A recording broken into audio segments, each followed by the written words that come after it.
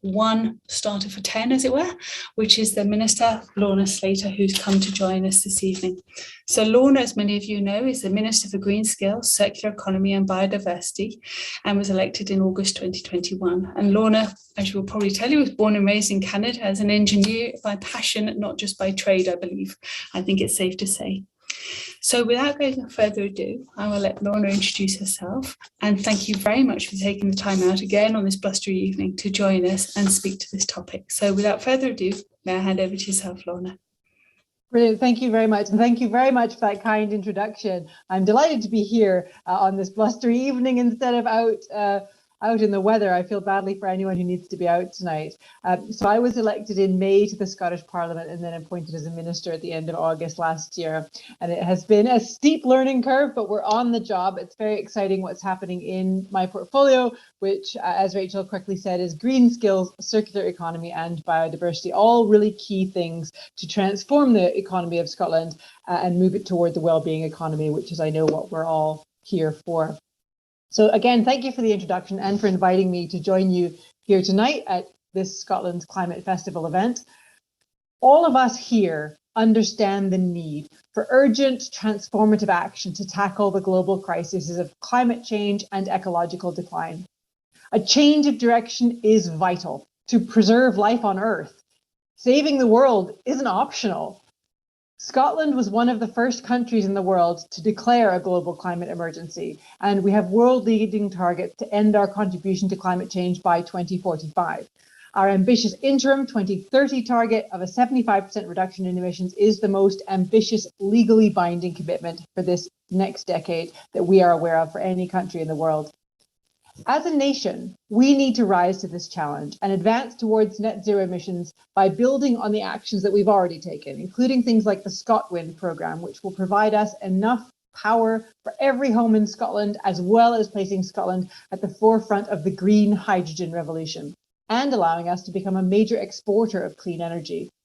The Housing to 2040 and heat and building strategies, which will work together to deliver our statutory targets for climate change and fuel poverty. At the heart of all of our efforts will be a defining mission for a just transition, leaving no person or industry or community behind. The Scottish Government has a transformational vision for Scotland's future. We want to create a greener, fairer Scotland built on a well-being economy, with a society that is thriving and prosperous. At COP26, Scotland, along with all other members of the Wellbeing Economy Government Alliance, made a joint pledge to continue collaboration and efforts to make the transition to a wellbeing economy, and for this to be entwined with action to address the global climate emergency.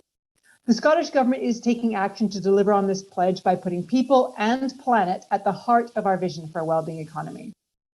Wellbeing is about our quality of life as individuals, in communities, and it encompasses our personal and collective well-being, as well as that of other species and the natural environment upon which we all depend to support life.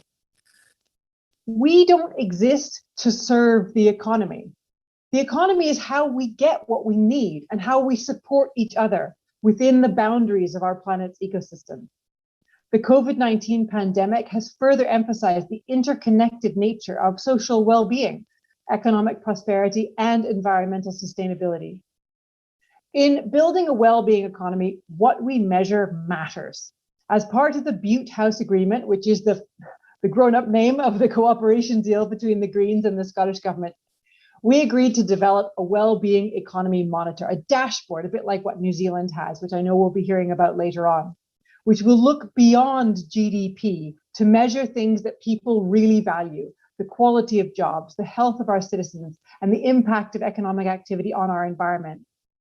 This will be used to measure our progress and influence our decision-making. I can assure you that as a member of this government, I will be looking at these measures closely as we set them up and as we use them in decision-making going forward. Scotland has strong foundations on which to build a well-being economy, with a skilled population, a proven track record in areas like innovation, and our large resource of renewable energy. To gather more data, we are working in partnership with Clackmannanshire Council to carry out the Wellbeing Economy Pilot Project. This work will inform the publication of the Wellbeing Economy Framework, which will support local authorities, policymakers, and delivery partners across Scotland to understand and apply wellbeing economy principles in their local area. The Butte House Agreement calls for many measures to implement a wellbeing economy, including a focus on living wages, fair work, and collective bargaining. We all saw during the pandemic how crucial essential workers are to us getting our food and medicine and other necessities. So the focus will be on ensuring that everyone who works benefits. And if we want to change who benefits, we need to change who owns our businesses and for whose benefit they are run. As stated in the Butte House Agreement, we will set out how we will provide tailored support for businesses with alternative ownership models, including cooperatives and social enterprises, with a view to increasing their representation in the Scottish economy. We know how cooperatives, social enterprises, and community-owned businesses enhance their communities and have excellent track records in fair pay and positive environmental impacts.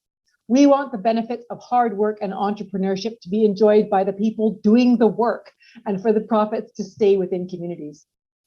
The well-being of our communities, the ability of children to play outdoors or people to enjoy beaches and parks is blighted by litter and waste. We will address this by bringing forward a circular economy bill to encourage reuse, repair, and improve our recycling around Scotland.